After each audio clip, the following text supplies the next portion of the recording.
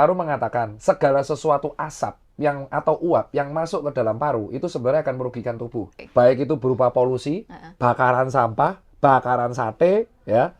Walaupun sate itu enak, asap rokok atau uap pops atau vape. Kenapa? Karena paru-paru itu tidak memiliki mekanisme lain gimana mengeluarkan polutan. Beda sama hepar. Kalau hati itu ketika kita nanti kalau dia ketika kita makan lemak berlebihan itu ada kantong empedu. Ya, bahkan ketika alkohol masuk ke dalam tubuh, itu ada hati yang mengolah. Makanya ketika kita minum alkohol berlebihan itu yang berdampak paling parah hati, jadi sirosis. Nah, kalau rokok atau polusi ataupun asap bakaran sampah ketika masuk ke dalam paru dia tuh nyangkut.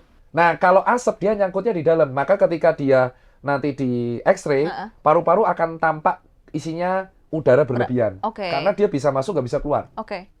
Kalau si POTS sama vape itu uap. Jadi ketika di dalam paru, nanti parunya jadi kayak popcorn.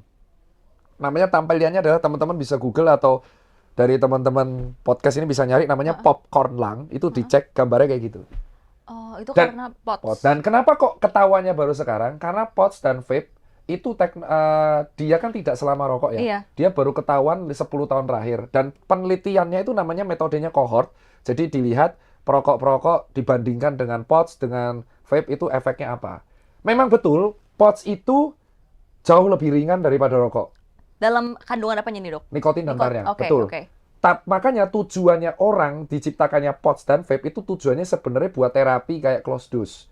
Jadi orang yang pengen berhenti rokok, terus akhirnya dialihkanlah dia lewat POTS supaya nikotinnya bisa dikontrol sampai akhirnya dia stop sama sekali. Tapering down gitu betul. Nah, itu istilahnya itulah.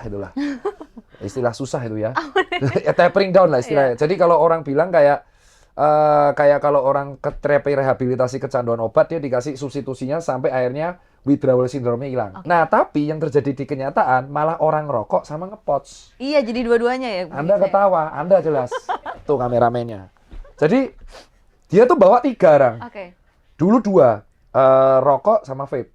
Sekarang rokok, pots, IQOS. Nyebut merek. Gak apa-apa dong, gak boleh sensor dong. Itu nyatanya gitu. Jadi bawa tuh 3. Itu mahal loh. Iya. Buktinya siapa? Buktinya pegawai saya sendiri. Itu yang di belakang. Dia bawa rokok sama pots. Si tegur, ya kan saya hidup sehat kayak Bapak bilang. Dulu rokoknya sebungkus, sekarang rokoknya sehari 4, potsnya 1. Itu sama aja, Bang. Nah, di sinilah yang aku bilang bahwa kalau Anda dulunya rokok, terus jadinya ngepots, akhirnya berhenti. Itu tapering down yang benar. Nah, yang jadi masalah dia dulu nggak merokok, malah beli pots. Tuh yang ketawa.